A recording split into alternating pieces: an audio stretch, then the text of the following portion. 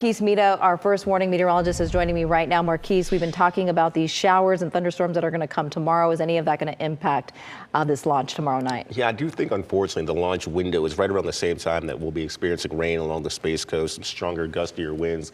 Those will persist throughout the evening. So I'm quite certain that Monday's the better day for a launch that's taken off. In fact, only a 40% probability that we will have a liftoff tomorrow due to the fact that we'll have a couple thunderstorm clouds in the picture, and strong wind shear is going to be likely as well. So it looks like that launch time is going to get pushed forward to Monday coming up. Tonight, though, we're just cloudy as we stay warm. In fact, you're back in the 60s, upper 60s here in Ocala. Tomorrow, though, it's a stormy finish to your weekend that lies ahead, but cool and clear conditions are going to be on Monday, so much better for the launch coming up. Right now, though, 66 degrees in Ocala with partly cloudy skies, calm winds. The winds came in from the south today, and that definitely warmed up your temperatures. In fact, we still show a couple 70s across the board in DeLand, Daytona, New Smyrna Beach. You're rocking 70 degrees on the dot currently. You're about a degree warmer here in Orlando.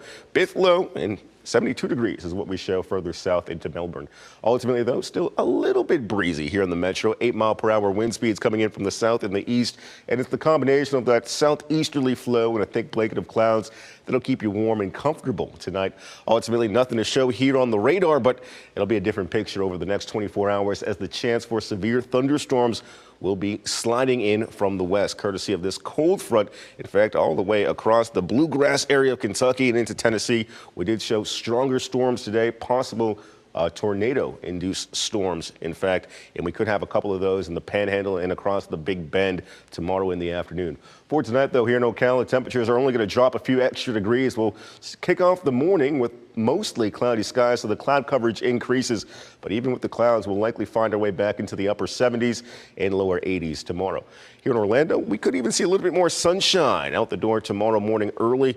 But this is what we're tracking, right? This is going to be the headline of your weekend forecast as far as weather is concerned, as we do show that potential for storms throughout the afternoon and the evening. So the timing of events, if you're west of the I-4 corridor, anywhere between 2 and 5 p.m. is when we expect the most severe weather to happen. We're looking at strong damaging winds, possible of lifting debris. These could be 30 or 40 mile per hour speeds, but of course, we'll have more heavy rain showers closer to the Gulf. However, as the front finally moves towards the east, we'll still see those stronger winds along the I-95 corridor too. So here's a look at the timing of the rain. Here we are at 3:30. You see those darker shades of red, the brighter purples. That indicates more unstable conditions moving across Ocala into the villages.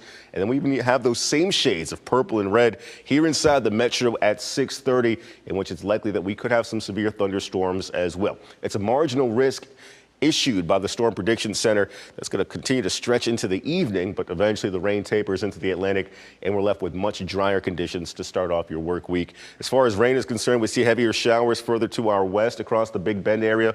Rain could accumulate anywhere between 2 and 3 inches in those shades of yellow.